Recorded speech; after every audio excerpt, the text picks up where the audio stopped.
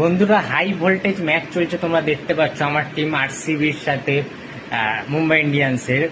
অসাধারণ একটা ম্যাচ চলছে, দুর্দান্ত লেভেলের একটা ম্যাচ, যেখানে আরসিবি কিন্তু প্রায় 250-র কাছাকাছি রান টার্গেট দিয়েছে, 220 আপ করে দিয়েছে। সুতরাং এই ম্যাচটা কখনোই আরসিবি হারতে পারে না, মুম্বাইকে আজ হারাবেই। এবং বিরাট কোহলি 67 রান করেছে, ঠিক আছে, রজত পাতিদা 64 করেছে এবং জিতেশ শর্মা মূল্যবান 40 রানের ঝোড়ো ইনিংস খেলেছেন। সবার কিন্তু 150-র উপরে স্ট্রাইক রেট ছিল। আজকে রয়্যাল চ্যালেঞ্জার্স বেঙ্গালুরু দুর্দান্ত ফর্মে রয়েছে সমস্ত ব্যাটসম্যান।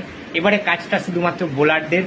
আশা করছি মুম্বাইকে খুব শীঘ্রই অল আউট করে দিতে পারবে। এবং বলতে বলতে আউট করে দিলেন, রোহিত শর্মাকে আউট করে দিলেন। তোমরা দেখতেই পাচ্ছ, দৌড়াচ্ছে, ছুটছে, অসাধারণ। হিটম্যান রোহিত শর্মাকে কাঁদিয়ে আউট করে আরও একবার আরসিবির কিন্তু জয়রথ আজকে এক্ষুনি আমরা জিতে যাব খুব শীঘ্রই।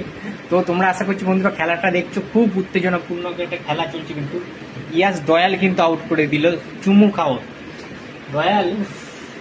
হোয়াট আ বোল্ড, উইকেট ছিটকে দিয়েছে মনে হচ্ছে। উফ, দেখে নাও দেখে নাও,